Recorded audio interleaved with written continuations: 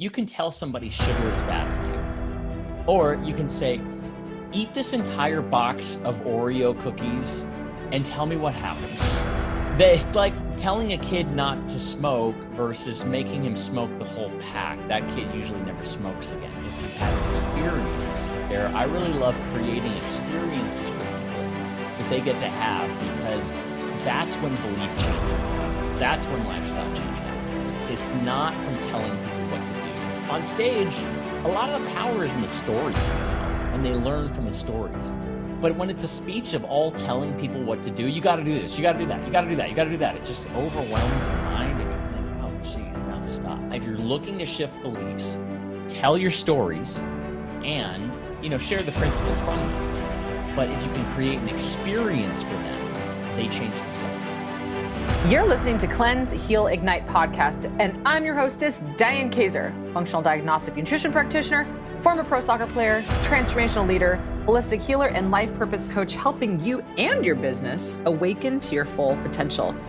We are a transformation tribe of visionaries empowering passion-quenching, heart-centered advice to wellness warrior leaders on self-love, nutrition, mindset, and divorcing perfectionism. Our mission is to help you laugh your way to a sexy belly, love your way to vitality, and live your life with purpose by sharing real talk and truth drops that will help you cleanse your body, heal your hormones, and ignite your life. Side effects of this podcast may include all-day energy, happy hormones, perfect poops, increased confidence, becoming your own best healer, and catching the self-love virus. There's currently no vaccination to protect you from this and no known cure. In most cases, listeners experience a strong desire to accept new challenges, ditch toxic people, follow their heart, and dance like no one's watching. If you experience moods happier than usual, live it unapologetically and share with your social media friends immediately. Hey friends, Diane Kaiser here. I have an episode today that's going to knock your socks off. Have you ever thought about being a public speaker? Public speaking is one of the number one biggest fears in the world. And I want to share to you a fun friend of mine named Robbe Richman, who just rocked the stage the very first time I saw him speak, and I thought I have to know this guy. Robbe Richman has really contributed to the culture of the shoe company named Zappos. In fact, he actually has created a whole book and system around this that has helped him get paid tens of thousands of dollars just for stepping on stage for half an hour. So he's obviously on demand because of the way that he speaks and captures the audience and inspires and moves people. So you've ever thought about inspiring people? I have a lot of people coming to me saying, I really want to help people. I want to influence them. I want to inspire and uplift them. There's a way to do this. And Robbie has a very, very authentic, fun, humorous way of sharing it with you so that you feel like it's you.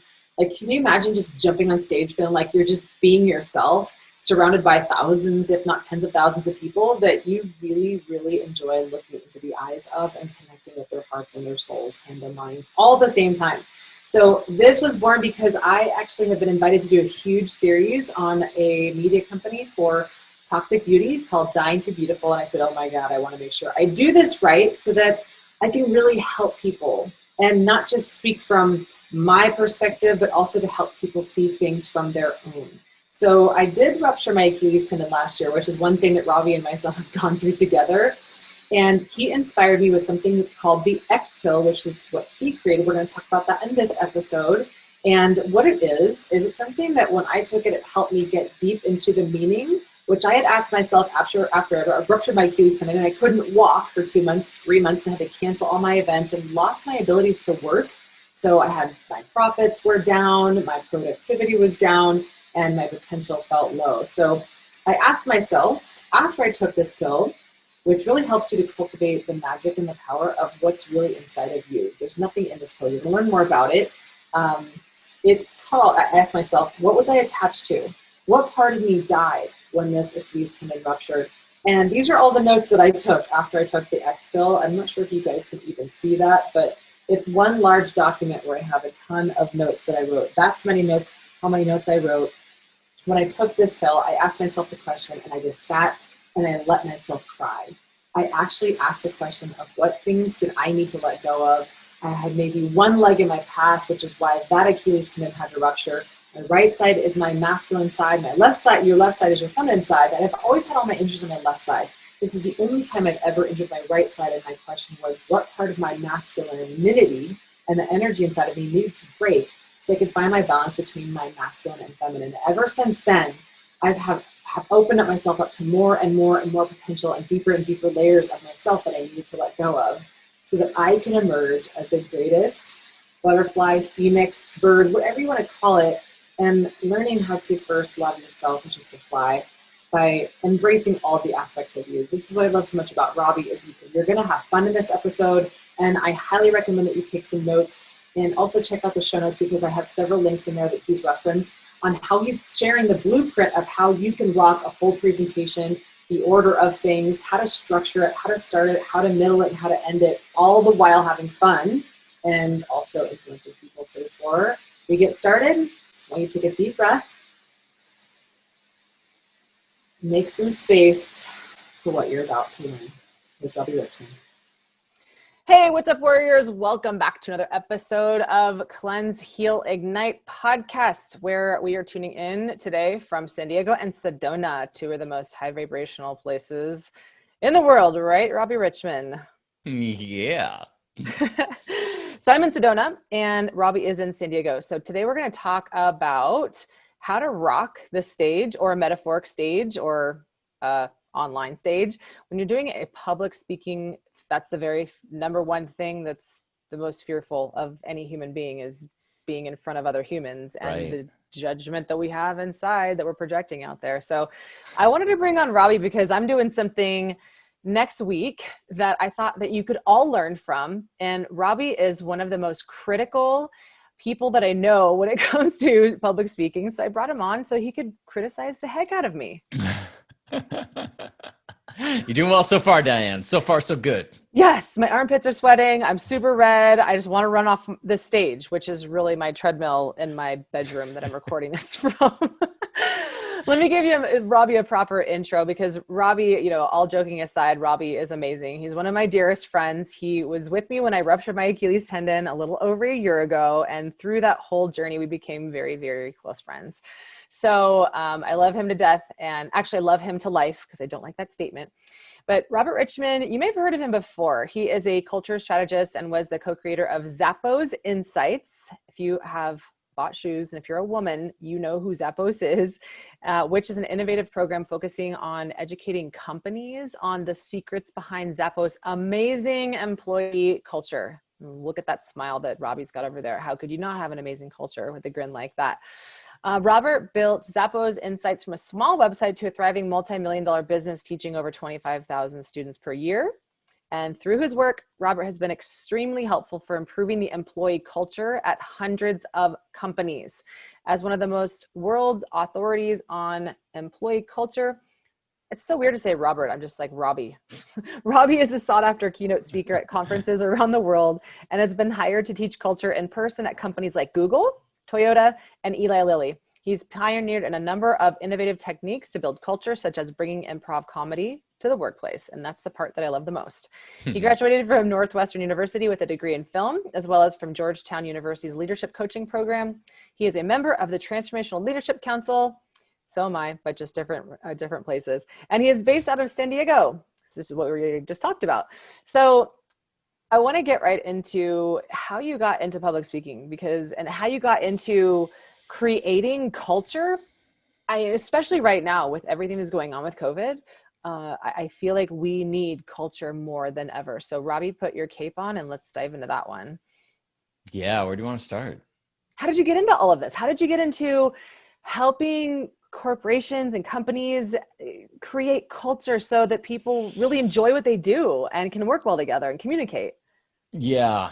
I think, somebody said that all business success stories come from two things.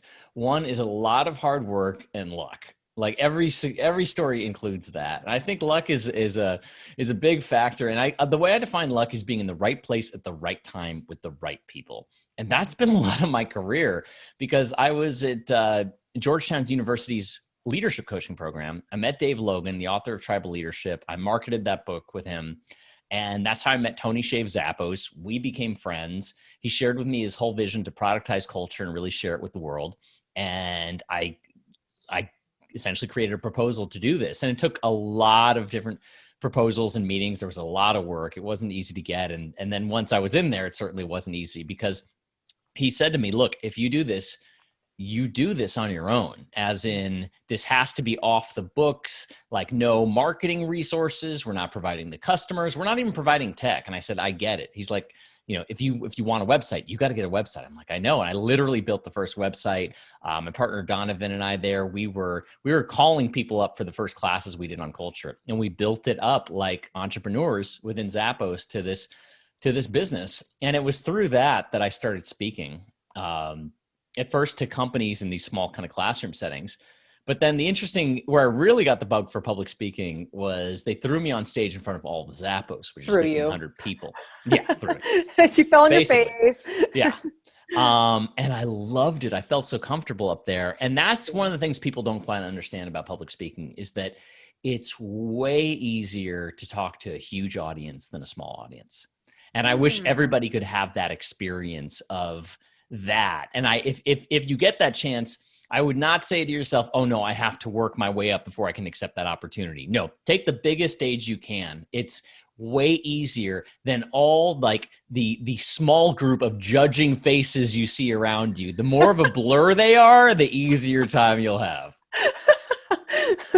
People nodding off and snoring, and drooling, and having a tomato in their hand. And yeah, that's a cool myth. I never knew that. I think people think that more is more overwhelming. And myself, I love big tribes too. I love big audiences just because I feel like I can help more people, but I know that not everybody shares that same sentiment. But way cool. Okay. So you were thrown on stage, you fell in, like literally fell on stage and then fell into this love. And what I was thinking about when I got invited to speak, I don't know how many people this is going to go out to, but David Icke, he's one of my favorite mentors that has really kind of predicted a lot of the things that have been happening in this weird, wacky world that we're in. And some might say, oh, David Icke, he's crazy. He's the most banned guy in the world. He's a conspiracy theorist. He's a whack job. And really, I mean, if you look at the template for many things he's been saying over the last 10 years, this is the world that we're living in right now. So I'll be on his channel and I'll be doing a 10-part series on toxic beauty called Dying to be Beautiful. The very first person I thought of when I was invited to be on that, after I almost puked and thought, I'm definitely going to screw this up. And what do they want me for? And who am I to be on this, online stage where they're going to come film at my house? And after I got through all of that, I thought, no, you have something to offer, Diane. And you know what? The people who I'm presenting to deserve me presenting this in a way that's going to hit home in their hearts and their heads the best. And that's going to be the most altruistic and utilitarianistic and encompassing a wide variety of topics, because I know my weaknesses and I know my strengths.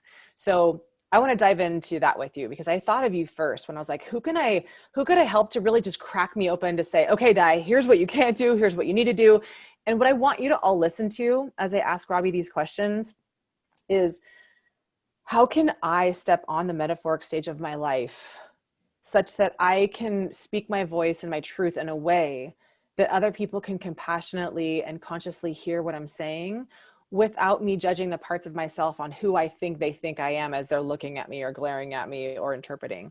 So Robbie is amazing at this. He's absolutely amazing. So I want to showcase some of his talents.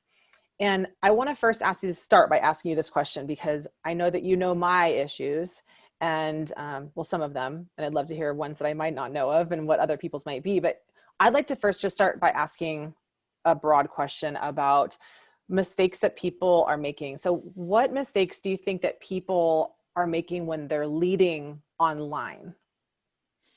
Yeah. So the thing that most people realize only academically is that so much of communication happens beyond the words. And the content isn't actually as important as the delivery. So the way you deliver has an impact on people's nervous systems. And if they relax, they can hear everything you're saying. If they're not relaxed, it doesn't matter what you're saying. So there's various ways to create that ease. Like I had the chance to see a secret show with Dave Chappelle, and he had several other top pro comedians with him, but he's known as the GOAT, greatest of all time. And what was he doing different? And the biggest thing I could see that was different with Dave was that he was way more relaxed than anybody up there. You felt, even other comedians have said he doesn't do bits and jokes. He just talks. You feel like you're in a conversation with him in his living room. He's very relaxed. So being very relaxed, being funny opens up people's nervous systems a lot. And so whatever that state is inside, a lot of people will be nervous. And first of all, if you're nervous, you're using the wrong word, because it's just a sensation. Maybe your heart's racing. Maybe you're breathing fast. Maybe whatever those are, they're just simply sensations. When you attach the word "I'm nervous" to it, what you're doing is being egotistical, because nervousness is thinking about what people are going to think of you. But you're there to serve them. You're there to connect with them. The speech is in the audience. And when you connect with the audience, and one of the techniques you do with that is you give eye contact for 3 seconds, then move to the next eye contact for 3 seconds. That's in a live environment. In Zoom, you definitely want to stay on the camera more, but the idea is you're with the audience. If you're thinking about how you are doing, you're not with the audience. So just reframe that. Think about, if you say to yourself, "I'm nervous," realizing you're being egotistical and selfish because you're just worried about what people think of you. And just say what's truthful. The truth is, my heart's beating fast. Okay.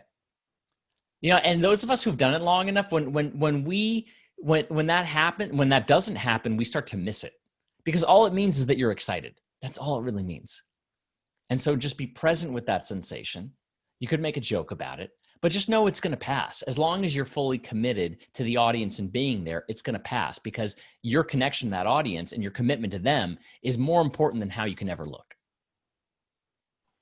That's beautiful. So that lends to authenticity, which is A, and my courage acronym, because I say I'm a courage coach, and A is authenticity.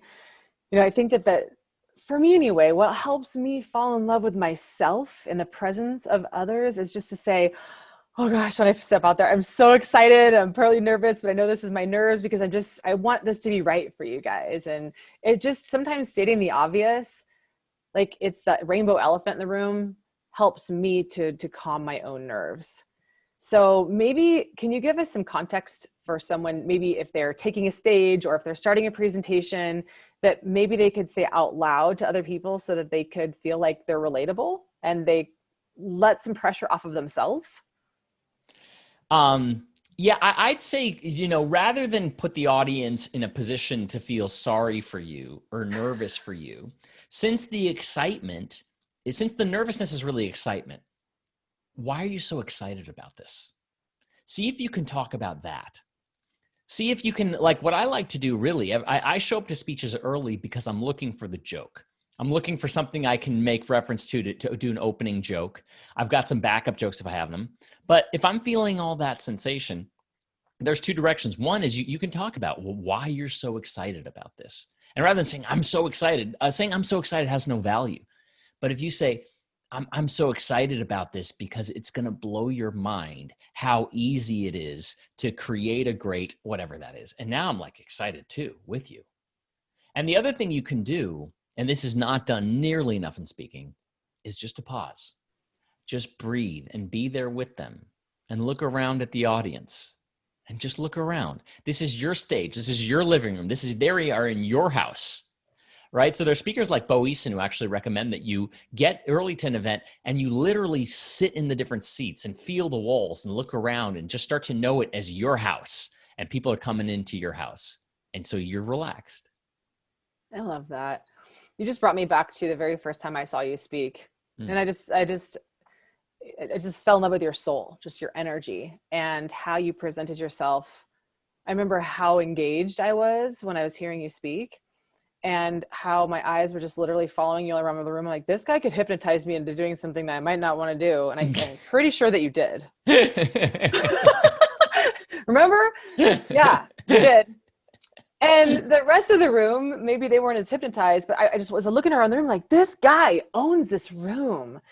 And thank God that you're delivering transformational things.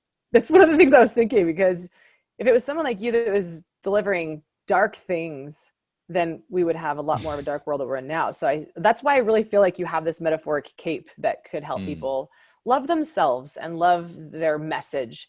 and do it in a way that, as we're going to learn today, that just feels like they're chilling on the couch in their own home. Like it's like we're sitting here on the couch just having a conversation.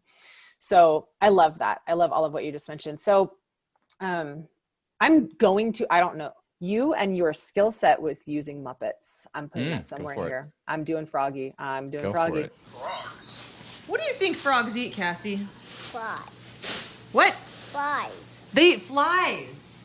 Do you? Is that keto? Yeah, because it's protein, a little bit of fat, not enough fat, so you fry it up in coconut oil though, and it makes it more keto. Oh, see, keto frog diet. They eat fried flies. Can you say that 10 times, Cassie, please? Fried flies, fried flies, fried flies, fried flies, fried flies, fried flies, fried flies. We have a lot of experience with Kermit the Frog. Yes. And Robbie's experience with his many, many voices. And I think that that's what really today, especially in this crazy stressful world right now, where everybody's more living in a world of fear and in a state of fear, it's really important to combine some humor in there to lighten the load. So how is delivering online like stand-up comedy? Well, we tapped in that first part, which is that it's about your nervous system. It's really about relaxing on stage. But also what happens is, I went through stand-up comedy training and learning what they do. That doesn't mean I'm good at it, but I learned what you need to do. And what you need to do is immediately get a hold of the audience. And so we would practice how to hold the mic, how to keep your body forward. But the most important thing is what you're saying first is to catch them, is to get that connection, is to, are we allowed to swear on here, Diane, or no? Fuck yeah. Okay. So, I could feel all that energy going up there. And what helps is to rehearse your stuff too, so that you can improvise. Because when you're rehearsed, and especially you can draw out a map of the speech on the stage and put it there so that you can just see it just in case. But then it gives you freedom to improvise. So when I got up there, it just came to me. I just go, grab the mic, keep him forward to the audience. And I just go, konnichiwa, bitches. And then everybody just relaxed and laughed and thought, okay, this guy's here to have fun. They get that I am here. I'm enjoying myself on stage, so you can too. So that's part of it as well. Remember, like this is what you wanted to do. It's going to be over in a minute. It's going to go by so fast you won't know what happened. So take the time to enjoy it, breathe, connect with the audience, have fun with it. If you're having fun, they're going to have fun. Mm-hmm. Yeah, I think one of my coaches says, if we speak longer than 12 words, who do you think we're speaking to? And I was like, I talk a lot. My too much shame story is getting triggered right now. Oh no, if it's longer than 12 words, I'm just talking to be heard by myself. Like I'm trying to prove something. It's coming from my ego. And it's not like. So what you can do with that, Diane, is when you're talking to people, just use your hands and count every word so that you make sure you're within the 12, and then you won't have to learn anything from what you say. And that's not distracting at all, looking like you're going to punch the audience or something. Right. Yeah, exactly. Okay. So I know that the one thing I love about you is your ability to be succinct in your presentations. Like one of the reasons that I also reached out to you is because of how blunt and honest you are.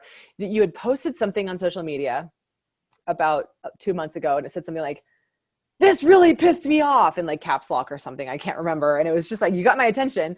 And it was that you joined somebody's webinar, you joined somebody's Zoom presentation, and you were so frustrated 5 minutes in, and you were like, speaking of fists, get to the point. Like this person lost my attention. And so you created this whole post that was like, okay, here is how to start a presentation. I don't know if you've already commented on some of the things we've talked about, but I'd love to hear those things because, when I think about starting a webinar, and if you're on here or someone like you's on there, I'm like, oh God, what if there's a Robbie on here who's a public speaker and who's like critiquing me right now? And I really want to help people move themselves through it. So what are some of those things that you shared? Yeah. So the idea with speaking online is that everything's going faster and there's a lot more distractions. And in a moment, somebody's on Facebook, right? You rarely see that in public speaking because they're giving you the benefit of the doubt. They have their phones in their pockets. Everybody's there at an actual physical event, but here they're a moment away from literally clicking off. Yeah. So the point is to get to the point. Where before you would do, let me tell you my whole bio of like where I've come from. What? No. Like you say that after. Come out with something great, with some hard-hitting tips. Like on that speech that I did, when I said, you know what? I'm going to be teaching you about how to speak online. And there's something I got to tell you right now. It's the little things that do it. Like this. Like if you're talking at me like this with my head down here, do I look like a leader to you right now? You look Or like a Muppet. Yeah, exactly. I look like a munchkin. You think your team is respecting you when you talk like this? No, not at all. So move your monitor and adjust it so we're speaking eye level, right? And they were saying afterward, like, but this guy is coming out of the gate swinging.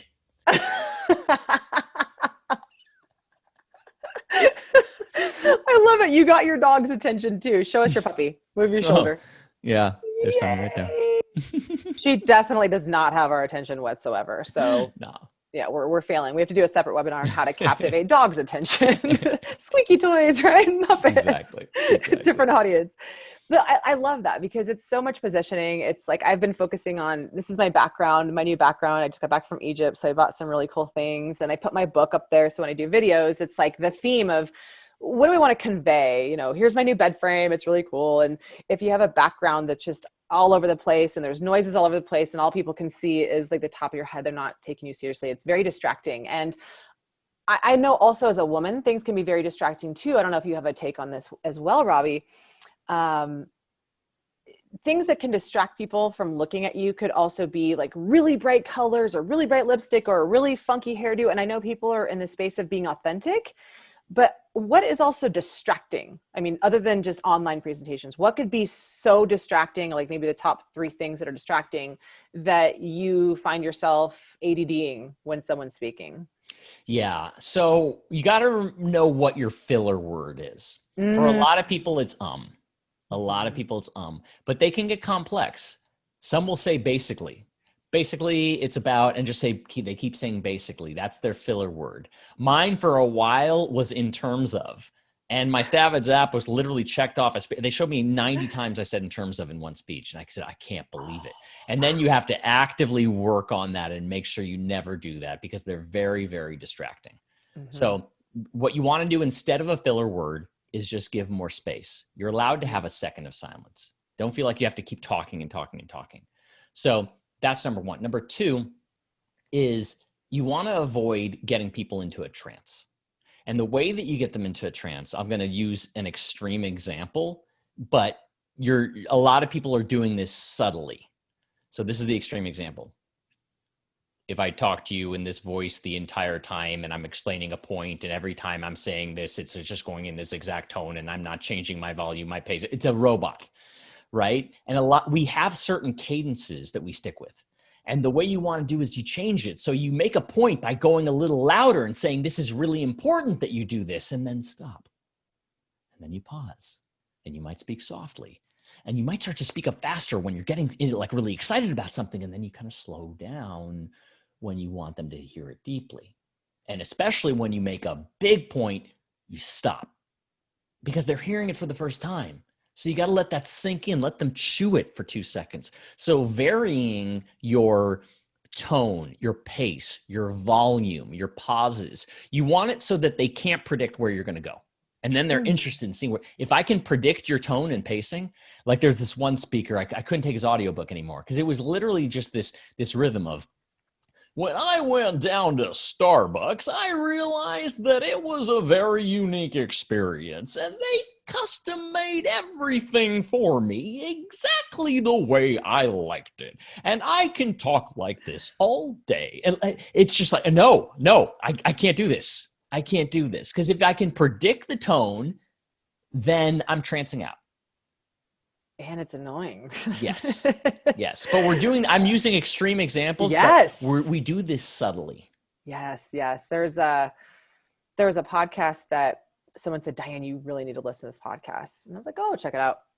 And when I heard her filler words and her tone, it was that, to me personally, I find this very annoying. It's that Valley Girl and and high pitched voice and yeah. What about the croak? Like, you know, which the croak? one? Which the croak? But yeah, it's a crime. Yeah. Right, it's so hot. This is total programming too, because we see people who run TV and who are performers or who have magazine ads. We can't hear them in magazine ads, but you just hear people's slang, and it becomes our predominant voice. And just Right. because it's slang doesn't mean that it's something that captivates an audience. Yeah. Maybe they have their own audience, but for me, that just turns me off. And I just could not, Robbie. I like the content, but I'm so distracted by the tone of her voice and how it's so baby, and there's lots of likes. And I say like even too. I know that's one of my filler words. Oh, likes, those are big. Yes. Likes, and ums, I think, are the ones that I hear myself and I go, oh, Just slow down and breathe. Slow down and breathe.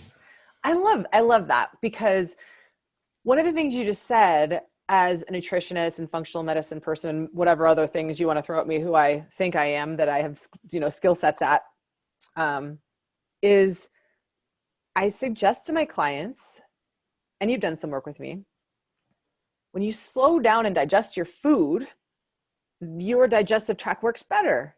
And when your digestive tract works better, everything works better. So you could absorb your nutrients and your amino acids, your hormones and vitamins, because you have slowed down your eating. And I say 25 chews. So what I really like about what you just said is you have to allow your audience to digest this information, especially for someone when it's a new food too. I'm like, well, your body's just being introduced to this for the first time, and you might want to slow that down because people are craving and just stuffing their faces and 3 bites and they're like a dog. I'm like, no. Oh yeah. I actually got Sunny was taking it down in 10 seconds. So I got her this maze bowl that she has to work through. So it slowed it from 10 seconds down to like 2 minutes. Wow. So maybe there's a more complex version you can get for your nutrition clients with like lock boxes and codes, and you hide the food all in these different areas. Maybe like that's your next product that you could make. Hide the food, shock collar. Yeah. That's a great invention. Thanks for that, Robbie. So he's not only just good to help you like nail a speech, he's really good at helping you invent things too, through humor, of course, and sarcasm, which is one of my favorite things about Robbie. So let's keep rocking with that. You and I, okay, this is the stuff that I love about our memories the most, is that when we get really like vulnerable, like I start using my filler words, like, I don't know, I don't know what to start to say. I just need to be really vulnerable. I just needed to get it out. So it's hard for me to say. It's really hard for me to say. Okay, that.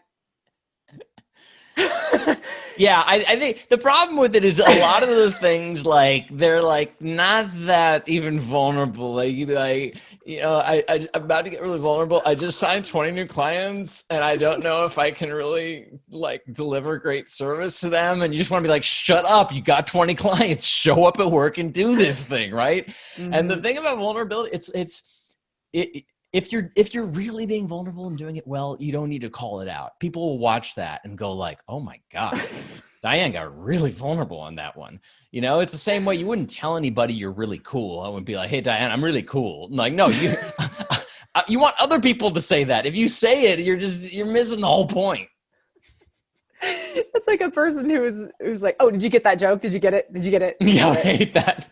I do it on purpose just to like mess with people, but some of my favorite memories are when we do the whole vulnerable thing, because we see it so much. And to me, I understand there's a part of us that's really scared to do these things, but I think there's something going on deeper there.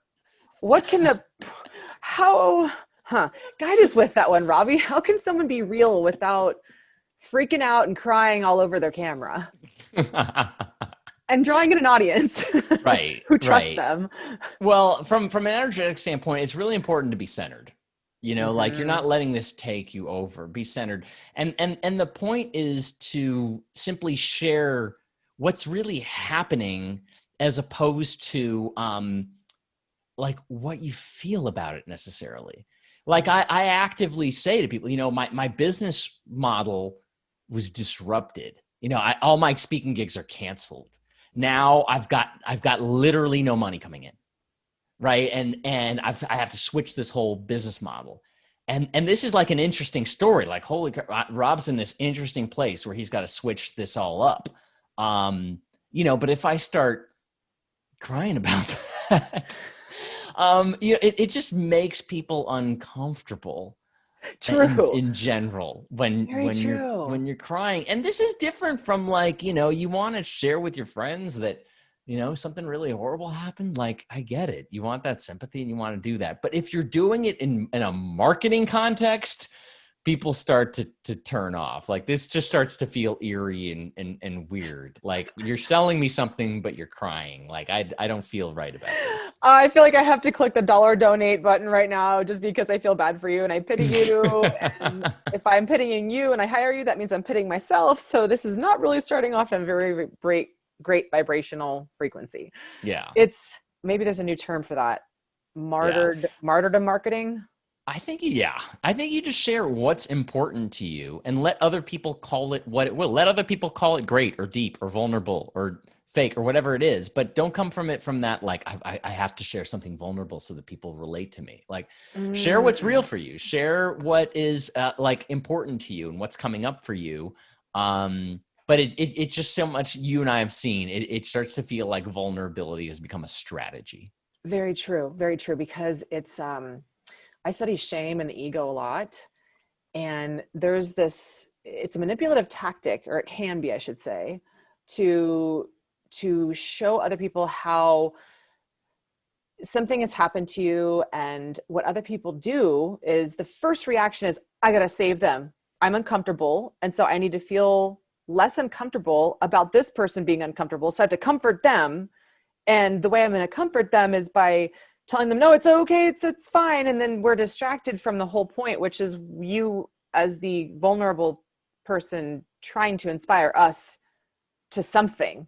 So it's to me I've even used it in the past. I'll be honest. I mean, probably I don't know, not a lot. It wasn't my main strategy, but using, and we do it in relationships too. It's like, poor me, poor me, look at these things. And I think it's okay to fall down, scrape your knee and get back up and go, oh, this sucks. Kind of like when I ruptured my Achilles tendon with you, but I wasn't not with you, but when we were playing soccer, but I didn't let it become the thing that brought people in from a pity perspective. It was just like, this is a challenge and here's how I'm overcoming it.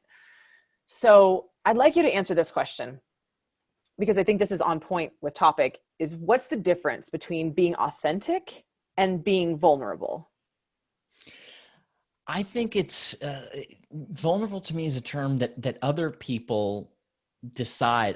It's interesting how I've shared stories and people have said to me, wow, you got so vulnerable. And I didn't even agree. I was like, it doesn't feel vulnerable to me, but they felt that. And so I like to take that out of the consideration because, one, people can decide for themselves if it's not. I was just sharing what I wanted to share and what felt real for me. And it didn't feel vulnerable, but somebody else said, wow, I can't believe you shared about that experience you went through. So I think being authentic is just talking about what's really coming up for you and what's important and what you want to convey and what you want to share and how you want to come out and just drop that word. I've also seen people use it as a crutch. Like, I had this coach once who would do it before a few sessions. Like, he found me intimidating and he said, I just want to say that I'm feeling really nervous to deliver like a good session with you. And he, when he did this the third time, I said, dude, I get it, but just stop focusing on that. You're good. That's why I picked you. So just be in this with me, because it's actually distracting. You're actually like reinforcing that in a way by saying, I'm really nervous right now. Oh, great. Now you just sent another loop back to your head. I'm nervous. Right. And it's the I am statement. Those are so powerful instead of, parts of me have nerve excitement right now. And right. I think it's also, I've shared a few different theories on how when we pedestalize anybody or anything, we lose our center, we lose our parts, and we lose our focus. So to your point, if this guy idolizes you and is afraid, he's putting pressure on himself, that there's an expectation from you and that he needs to to fit whatever expectations and standards that you have and maybe be you. Because that's the other thing I get a lot from my clients is that a lot of them are leaders, a lot of them are coaches, or they want to be. And they're like, there's no way I could ever be you. I can't be interviewed by you for your podcast. I'm not you. So what would you say to people who do that? It sounds kind of similar to what you were saying about this guy. Well, here's the fascinating thing about that. If they're saying you those words, their unconscious, subconscious mind believes they can be you. Because if they didn't believe it, like I don't say, LeBron James, I could never be you. Like it's just like, it's not even a possibility in my mind to be LeBron James. We're only saying it when we see it as a possibility. And I remember I experienced this because my dad used to say this, like when I wrote like he would say these compliments in the form of, I could never do that. Like when I published stuff. And then now he's an author with a book and he's got a blog. And I realized like it is, if you are saying that to anyone, it means part of you actually believes that you can and tap into that part. If you didn't believe it, the thought wouldn't come up. Just like with LeBron James, I would never say that. Yeah, that's such a great point. And so much of this is our subconscious, right? It's like, you know, Bruce Lipton and Joe Dispenza talks about 95% of our thoughts that we create choices from and habits are happening from our subconscious programming, which is a lot when you think about it. It's these blind spots of, wow, what kind of pressure are you putting on yourself? What story might be there?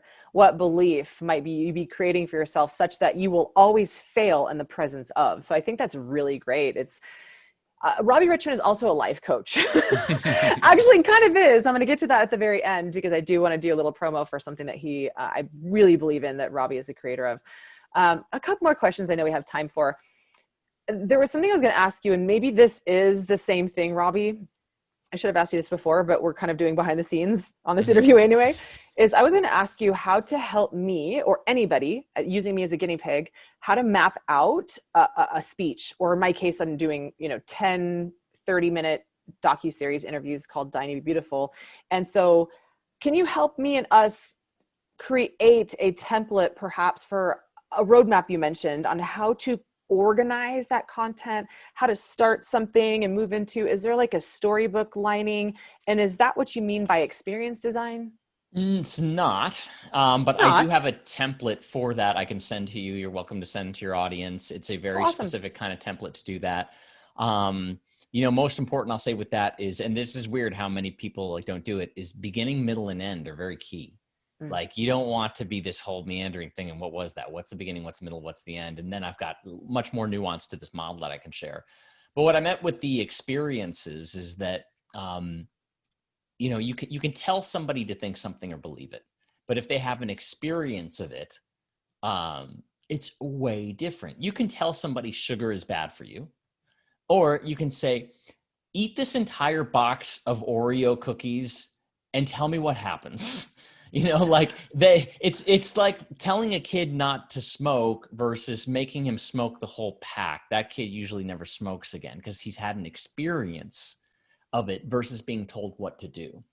And that's where things like the X-Pill come in, or the open space like you experienced at Mindshare. I really love creating experiences for people that they get to have, because that's when belief change really happens. That's when lifestyle change happens. It's not from telling people what to do. On stage, a lot of the power is in the stories we tell, and they learn from the stories. But when it's a speech of all telling people what to do, you got to do this, you got to do that, you got to do that, you got to do that, it just overwhelms the mind, and you think, oh, geez, no, stop. Right? But if you're looking to shift beliefs, tell your stories and, share the principles from them. But if you can create an experience for them, they change themselves. They'll never forget. Kind of like the first speech that I experienced you. So if you were to break me down, Robbie, as some of my weaknesses, just in front of everybody so that they could see and learn from me, because the people who are listening to this podcast or my YouTube video channel are familiar with my speaking, how I move, how I speak, the fillers I choose, me rambling on or not. So if you could just break down a few things that you would give me as a tip, and I'd like to hear your delivery and how you put this across too, so people can experience that there's no shame in someone giving you constructive criticism. So how could I be better? Yeah, I'd say you've sometimes fall into this kind of newscaster tone of Ooh. it's one tone line, and it kind of has some flips up and down like this, but it's more like the same tone, and it's that tone like that. It's a tone, and I would say the way that you shift that is, I think this is one of the best kind of things you can do in general is to get animated. Using your voice, using all these different things like impressions, your arms, you notice a lot of these like comedians, they know how to scream at one point, or it's called an act out. So when I say, it's one thing when I talk about John F. Kennedy, but you wake people out of a trance when I say, I think that the clearest corporate directive was actually by John F. Kennedy. And what was it he said exactly? He said, "We will send a man to the moon by the end of the decade." Any questions? And suddenly people just shifted because I just went into a voice. And so to shift your voice, sometimes literally to another character, sometimes it's just a higher tone, sometimes it's a lower tone. But if you vary that a lot, you keep people like entranced. Mm-hmm. Hypnotized. Yes.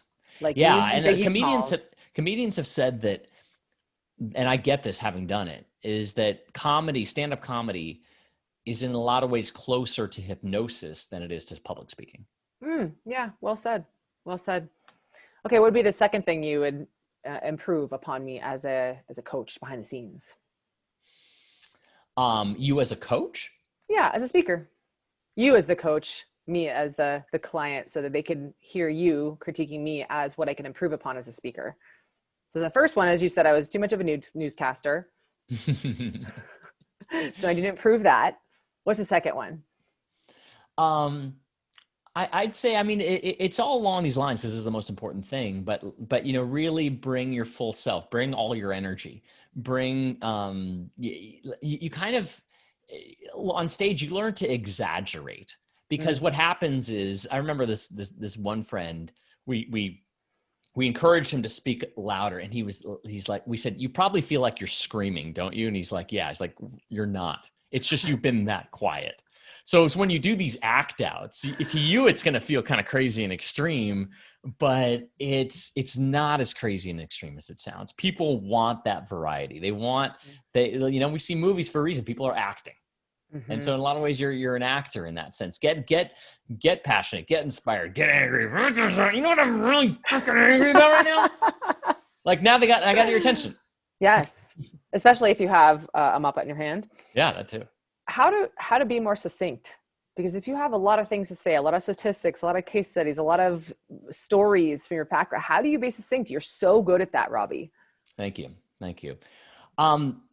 It's learning to speak in sound bites. Mm-hmm. You got to get straight to the quotable. And the way I learned this is being in meetings and realizing how many people don't directly answer questions. Yes. And the way you get to be succinct is simply directly answering the question. But most people will start with a story before their answer and then you're like, what am I even listening for? So one of the hacks for that is tell them, if you are going to tell a story or anything with it, tell them what they're listening for. So I'll say, before going into a point like on culture, I'll be like, the number one place you have leverage is with time. And then I explain why, but now they're listening for why time is so important to them. So go with a headline, start with a headline, then explain it with some bullet points and keep it. What I like to do is keep in the back of my mind that people will tune out in a second and they want to hear the point. They want to get it digestible. They want to get it quick. They want it to have some oomph and some impact. So deliver. Mm-hmm. Yes. I love that. Okay. A couple quick questions, because I know we have a timeline here. So, what would you say before you go on stage or hit the record button, the metaphoric stage? What would you say are your top few hacks that you'd like to share with everybody to deliver a great speech? It could be anything. It could be food that you're eating, meditation, music, anything. I like to put my phone on airplane mode, like even a good half hour before. I don't need some emergency coming in right before it. If it's a real emergency, call 911. Otherwise, I can get back to it in an hour, right? So I don't want to be thrown off my game. So sometimes half hour before, I'll throw on airplane mode so that nobody can throw me off my game. I like to get centered. You can do some breathing exercise. Sometimes it helps to do some actual exercise. But whatever gets you into that comfortable zone, that could be meditating. I don't do it so much anymore, honestly, just because I've done it so many times. Like, this is 10 years of going on a lot of stages. But in the early days, what I would do is I would make sure I would wake up early that day. I would make sure I get my workout in before. I would do a meditation before. I would go in the audience and see where everybody's going to be. So really approaching it ritualistically.